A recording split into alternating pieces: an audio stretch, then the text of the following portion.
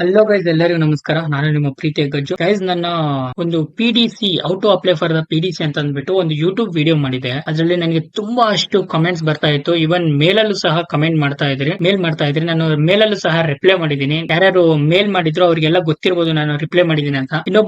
ಇನ್ನೊಂದು ಕೆಲವೊಂದು ಪೀಪಲ್ ನನ್ನ ಕಮೆಂಟ್ ಬಾಕ್ಸ್ ಅಲ್ಲಿ ಕೇಳ್ತಾ ಇದ್ರಿ, ತರ ಪ್ರಾಬ್ಲಮ್ ಫೇಸ್ ಮಾಡ್ತಾ ಇದ್ದೀನಿ, ಯಾವ ತರ ಸೊಲ್ಯೂಷನ್ ಕೊಡೋದು ಅಂತ ಅಂದ್ಬಿಟ್ಟು. ಇವನ್ ಅಲ್ಲೂ ಕೂಡ ನಾನು ನಿಮ್ಗೆ ಸೊಲ್ಯೂಷನ್ ಕೊಟ್ಟಿದ್ದೀನಿ.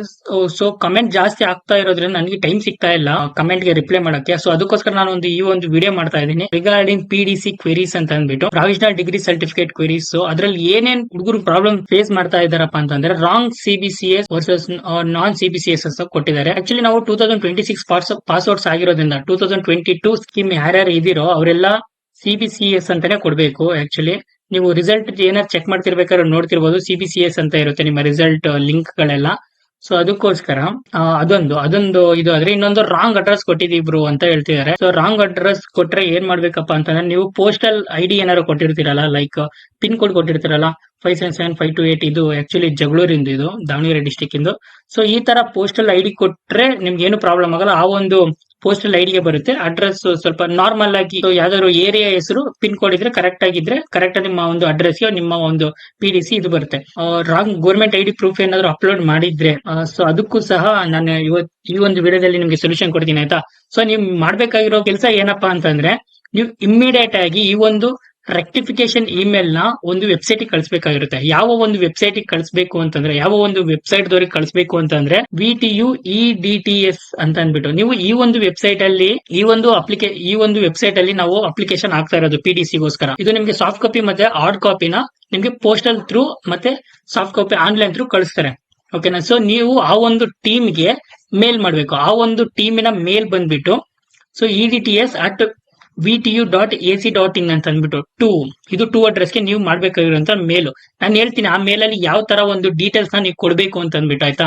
ಆಮೇಲೆ CC ಅಂದ್ರೆ ಕಾರ್ಬನ್ ಕಾಪಿ ಅಂತ ಅಂದ್ಬಿಟ್ಟು. ಕಾರ್ಬನ್ ಕಾಪಿ ಅಂತಂದ್ರೆ ನೀವು ಜಸ್ಟ್ ಆ ಒಂದು ವೆಬ್ಸೈಟ್ ದವರ ಮೇಲ್ಗೆ ಅಷ್ಟೇ ಅಲ್ಲದೆ ಅವರ ಇನ್ನೊಂದು ಮೇಲ್ ಇದೆ. ಸೊ ರಿಜಿಸ್ಟ್ರಾರ್ ಇವ್ಯಾಲ್ಯೂಯೇಷನ್ ಅಂತ, ಆ ಒಂದು ಟೀಮ್ಗೂ ಸಹ ನೀವು ಒಂದು ಈ ಮೇಲ್ ನ ಕಳಿಸಿದ್ರೆ ನಿಮ್ಮ ಒಂದು ಮೇಲ್ ಮಾಡಿರ್ತೀರಲ್ಲ ಆ ಡೇಟಾ ಸಹ, ಆ ಒಂದು ಇನ್ಫಾರ್ಮೇಶನ್ ಇವ್ರಿಗೂ ಸಹ ಹೋಗುತ್ತೆ ಒಂದು ಕಾಪಿ ತರ. ಸೊ ಅವರು ಸಹ ಇದನ್ನ ರೆಕ್ಟಿಫೈ ಮಾಡ್ತಾರೆ, ಆಯ್ತಾ. ಸಬ್ಜೆಕ್ಟ್ಸ್ ಏನು ಅಂತಂದ್ರೆ, ನಾನು ಫಸ್ಟ್ ಈ ಒಂದು ಮೇಲ್ ಯಾರಿಗ್ ಬರ್ದಿದ್ದೀನಿ ಅಂತಂದ್ರೆ, the one who ಚೂಸ್ಡ್ non CBCS instead of CBCS ಅಂತವ್ರಿಗೆ, ಆಯ್ತಾ. ಸೊ ನೀವು 2 ಅಡ್ರೆಸ್ ಮಾಡಿ, CC ಅಡ್ರೆಸ್. ನಿಮ್ಗೆ ಏನಾದ್ರು CC ಅಡ್ರೆಸ್ ಗೊತ್ತಿಲ್ಲ ಅಂದ್ರೆ ಅದಕ್ಕೂ ಕಮೆಂಟ್ ಮಾಡಬೇಡಿ. ಸೊ ಇಲ್ಲಿ ನಾನು ವೆಬ್ಸೈಟ್ ಅಲ್ಲಿ ಡೆಸ್ಕ್ಟಾಪ್ ಅಲ್ಲಿ ಆಗ್ತಾ ಇರೋದ್ರಿಂದ CC ಅಂತ ಇಲ್ಲಿ ಇರುತ್ತೆ.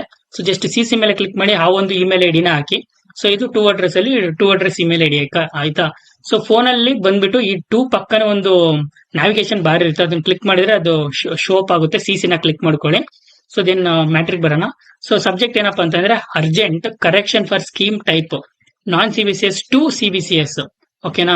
ಸೊ ನಾನ್ CBCS ಇಂದ CBCS ಗೆ ಕನ್ವರ್ಟ್ ಮಾಡಬೇಕು ಇನ್ PDC ಅಪ್ಲಿಕೇಶನ್, ಮತ್ತೆ ನಿಮ್ಮ ಒಂದು USN ಹಾಕ್ಬೇಕು, ಆಯ್ತಾ. ಇಮೇಲ್ ಬಾಡಿನ ಹೇಳ್ತಾ ಇದೀನಿ ಏನೇನ್ ಅದರಲ್ಲಿ ಟೈಪ್ ಮಾಡಬೇಕು ಅಂತ ಅಂದ್ಬಿಟ್ಟು. Dear sir, madam, I am writing to request an urgent correction in my provisional degree certificate application submitted via the EDTS portal. I have successfully cleared my 8th semester exam under the CBCS scheme and I have already completed the fees payment for the PDC. However, by mistake, I selected non-CBCS as a scheme type in the application form.